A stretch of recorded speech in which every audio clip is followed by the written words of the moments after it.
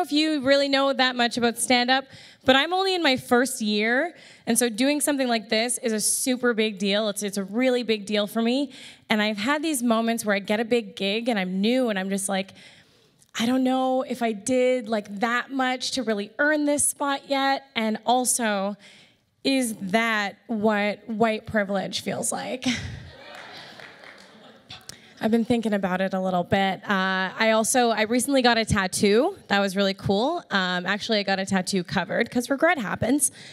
And I came across this argument about racism and that being discriminated against because you have tattoos is the same as racism. I was like, okay, but you made an appointment. And then you paid someone to tattoo you. Like, if you think about the way that people end up with tattoos, maybe they're not sure what they want yet, so they go into a tattoo studio, and they're like, hey, I don't know what I want, but I want something that says, this is who I am, and also, you don't even know me. And then they get an infinity symbol.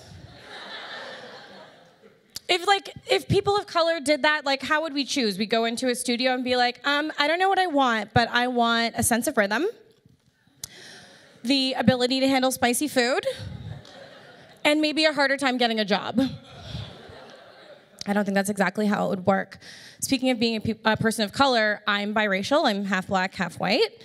My parents were not together growing up, so I developed these instincts about knowing which one of them was going to be mad at me. And my dad is black, and he would make this face. It's a real dad face. It's a black dad face, but it's like a dad face, where I would know he's mad at me if he looked at me like this. And my mom, does anyone here work at Starbucks or in retail or anything like that? Because if you do, then you've seen this face. You've seen this like angry woman face where she just goes. And my mom would make that face, and I would just wonder, like, why when she's mad, it would look like her jaw was trying to escape from her face.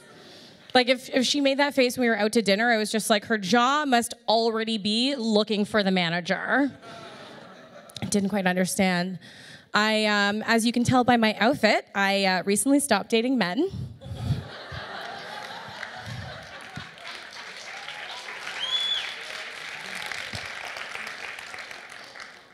I was new to stand up, and I just wasn't getting hit on as much as I like deserved to before I made this choice. And I think it has to do with my hair. So I shaved my head a while ago completely, and then I started growing it out.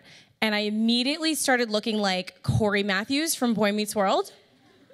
Not a lot of you know who that is, because I'm older than you. Okay, let me think. Okay, so when I started growing my hair out, I looked like Drake, but like the way he probably looked at his bar mitzvah. It wasn't quite working out, so I stopped dating men. And it's not because like they weren't hitting on me. It's not because I hate men. I'm attracted to men. I just wanted to be in a relationship that was good. That's all it was, really. And I had my first girlfriend, and when we were dating, I was trying really hard to like catch up and like be gay enough, and which is really just being cool enough, and that was kind of hard. I once, I tried to do the right things. I took her out. We spent like the whole afternoon at Home Depot. We did not stop making hummus the whole time we were dating. And one time I lit some candles and I put on some music, and we like spent an evening in just like shaving each other's undercuts. That was really nice. You're wondering when you go to college if someone is into women, just look for one of these. You'll be good to go. I've had a really good time doing this stuff. We're talking about momentum and like what pushes you forward. And for me, I just want to make people happy. I just want to be happy. I want to make people laugh. The things that I would say I live for are like stepping on a crunchy leaf, or like going to brunch and getting a table right away. Like little things that are really simple things that make me happy. The number one, though, I would say is like winning arguments, but while like making that person laugh, because then they can't be mad at you afterwards. And so the other day I was on Queen West, And I went to this store, and it was a clothing store, and I was like, crap, I have a coffee with me. What am I gonna do? They're gonna say something. And then in the back corner, I noticed that they had a little corner where they were selling coffee. And I was like, they can't say anything.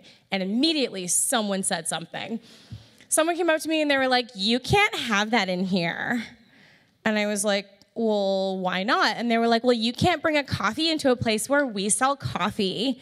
And I was like, but you sell clothing. Was I supposed to walk in naked? And then because I was right, I got 20% off. Thank you. I was rude to someone, and then I got a discount. Thank you. I have to say, though, I think that is what white privilege feels like. Thank you so much. I'm Jade Niles-Craig.